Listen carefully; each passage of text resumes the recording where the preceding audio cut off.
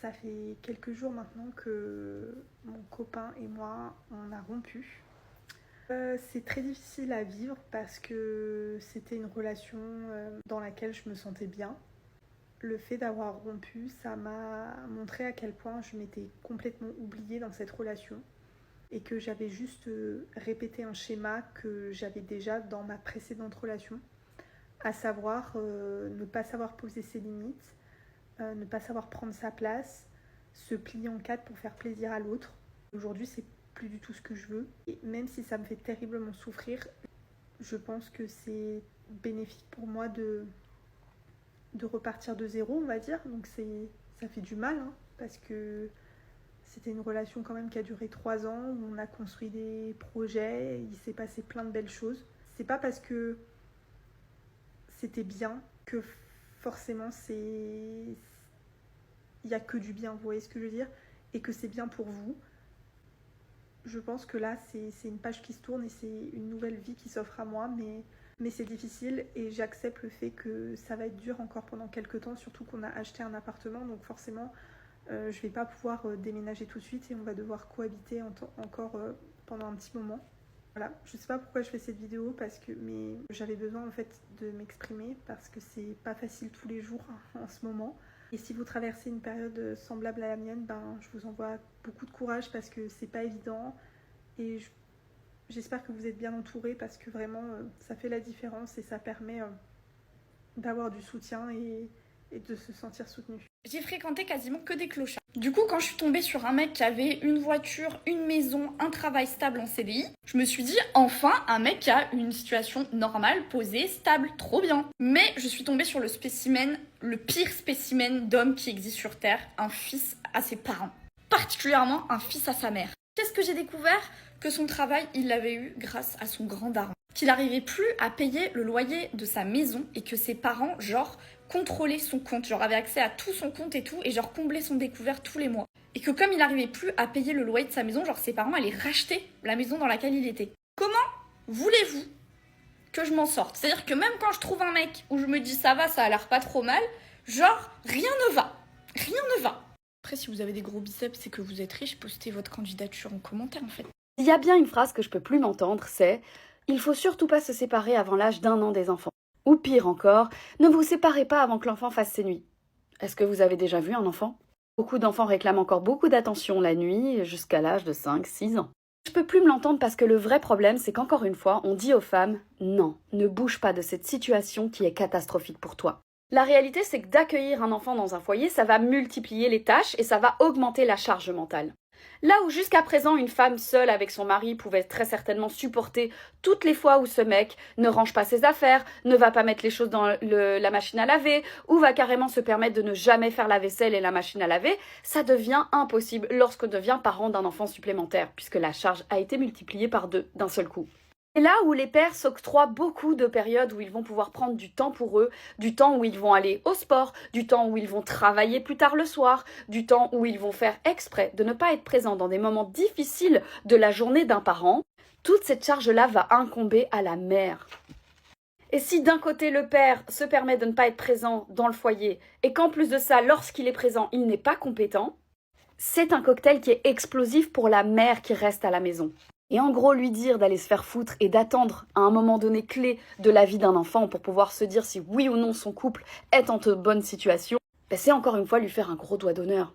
Tais-toi et tu ne seras pas vu. La réalité, c'est que la séparation, c'est pas un aveu d'échec, c'est un aveu de force, de courage, de dire cette situation ne me convient plus et je m'arrête ici. Bien qu'on nous vende le couple parfait à travers toutes les formes de religion, le couple parfait fonctionne parce qu'il y a une communication entre eux, parce qu'il y a un effort qui est partagé et parce que les 2 personnes dans le couple sont compétentes et elles vont comprendre qu'elles ont un rôle à jouer à l'intérieur du foyer. Et ça, malheureusement, ça n'a rien à voir avec le fait d'être une femme ou un homme, n'est-ce pas? Bref, encore une fois, je l'ai déjà dit, je jugerai jamais une mère qui se sépare de son partenaire avant l'âge des 1 an. Je jugerai toujours un homme qui explique que, soi-disant, la femme, mimimi, elle s'occupe pas de moi, ouin, tu as envie d'une mère en fait. Je serai toujours partisane de dire, quoi qu'il arrive, tu es la meilleure personne pour choisir quel est ton chemin pour la suite pour faire en sorte d'être heureuse. Je viens de passer 6 jours loin de ma famille. Pour des raisons personnelles que j'ai pas besoin d'expliquer sur une plateforme publique, n'en déplaise. J'ai dû m'absenter 6 jours de ma maison. J'ai 2 filles. Une fille qui va avoir 2 ans dans quelques jours et une deuxième fille qui va avoir 5 ans dans quelques semaines. Voici donc la liste des choses que j'ai expliquées à mon mec avant de partir. Tu voulais une liste? Non. C'est un adulte. Non, c'est un adulte. Il a un cerveau, il a ChatGPT comme la plupart d'entre nous en plus. Donc son assistant, ce sera le mec là-bas. Ce sera le petit robot, d'accord? J'ai rien dit. J'ai rien dit, j'ai fait, bon bah, désolée, hein, je pars. J'étais désolée parce qu'en vrai, 6 jours même sans mon mari, ça me brise le cœur parce que j'aime mon mari en fait. Mais je suis partie. That's it. That's it. Et chérie, un moyen de voir si un homme est ton pourvoyeur. C'est très simple mes chéris. En fait, émettez-lui des problèmes. Parlez-lui de problèmes financiers que vous avez, que ce soit vrai ou faux en fait. Émettez des problèmes fictifs. Par exemple, oui, voilà, moi la semaine dernière, j'ai payé le loyer de ma grand-mère, j'ai payé le loyer d'une tante, j'ai voulu aider un membre de ma famille, voilà. Mais moi maintenant, je suis dans le rouge, je ne sais pas comment je vais faire pour payer mon loyer. Et là, voyez ce qu'il vous dit. Normalement, si c'est un pourvoyeur et si vous lui plaisez vraiment, il est censé vous dire, t'as besoin de combien? Je vais t'aider.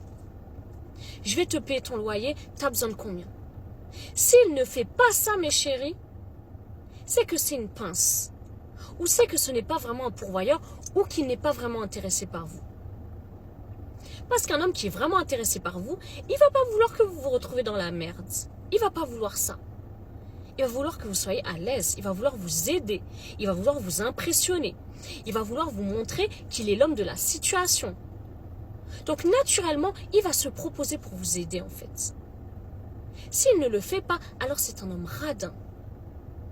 Deuxième chose, mes chéris. Quand par exemple vous avez un rendez-vous avec lui, donnez-lui rendez-vous dans des magasins avant le date. Ah bah voilà, quand il vous appelle, par exemple pour vous demander, t'es où, on avait rendez-vous à tel... Oui bah voilà, je suis dans tel magasin, rejoins-moi, j'ai vu un truc qui a attiré mon œil, je suis dans telle boutique. Faites-le vous rejoindre dans la boutique. Choisissez des choses qui vous plaisent. Et quand vous allez en caisse, vous allez voir en fait. Ou si vous ne voulez pas prendre le risque parce que vous n'êtes pas sûr qu'il va payer et vous ne voulez pas devoir payer, montrez-lui les choses en fait qui vous plaisent dans le magasin. Et voyez ce qu'il vous dit. Normalement, si c'est un homme généreux, si c'est un homme pourvoyeur, il va vous dire, je te le prends. Parce que l'homme, en fait, il est en train de vous dater, il veut montrer qu'il est un bonhomme. Il veut vous montrer qu'il est l'homme de la situation, en fait. Donc, naturellement, il va vous dire, je te paye tes trucs, en fait. C'est normal, en fait.